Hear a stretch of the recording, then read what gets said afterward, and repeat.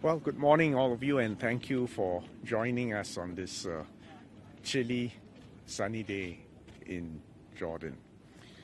Let me start by thanking the men and women of the SAF who volunteered for this mission and actually, in a very real and personal sense, represent the care, the concern, the compassion of all Singaporeans for the civilians in Gaza facing a very dire humanitarian situation.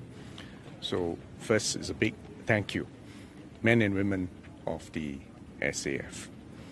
Second, I want to thank the Jordanian government, His Majesty the King, the Foreign Minister, the Jordanian Armed Forces, the civil servants, and everyone who has played a role in this mission. First, His Majesty has been, assiduous and for a very long time in seeking peace in the Middle East. And he very quickly mobilized and assistance for the civilians in Gaza. Without his leadership, none of this would have happened. The other aspect is that without the pre-existing close and strong relationship which we have between Jordan and Singapore, we wouldn't have been able to get this done. And the origins for this is a phone call I had with the Jordanian foreign minister just over 2 weeks ago. And here we are now, a Singaporean team about to commence this mission. The first phase was really the airlift of the essential humanitarian packets. I'm glad to report that all the humanitarian packages are now here in King Abdullah II Air Base. So we're now ready for the next phase. We are set for the airdrop phase of this operation. It will commence, but I hope you also understand, for both security and operational reasons, we will not be publishing a schedule of when the flights will go. But we are set and we are ready to do so. I will make an additional point, which is that I wish all this was not necessary. What we actually need now is an immediate humanitarian ceasefire.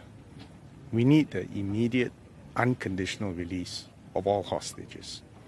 If that can be achieved, then a whole flood of humanitarian assistance can reach the civilians in Gaza. And really, actually, the best way of doing this would be through a ground-based route. That's the only way you can get the volume and the speed and the urgency with which help is needed.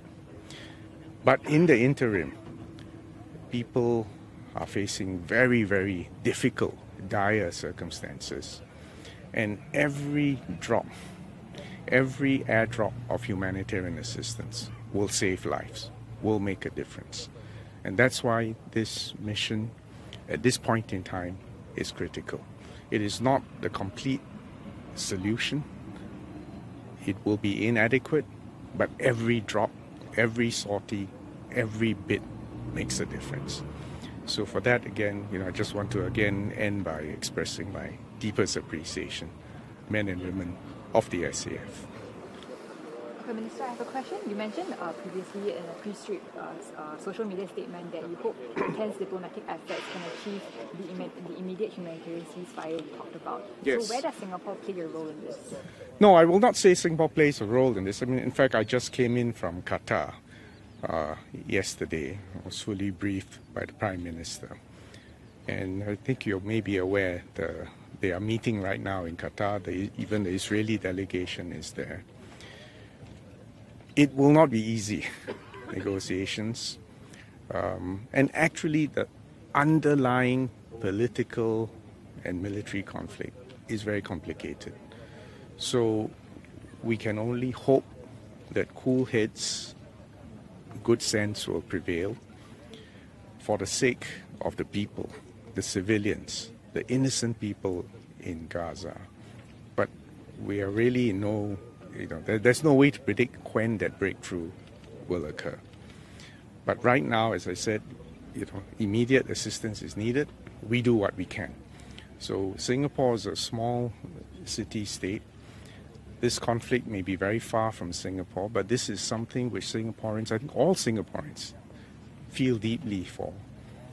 That sense of concern, that compassion, and to the extent that we can act, as I said earlier, get active, not angry.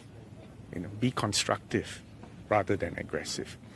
I think we can continue to play that role and express the Singapore spirit in a very real and personal way. We can make a difference in our own small and unique way.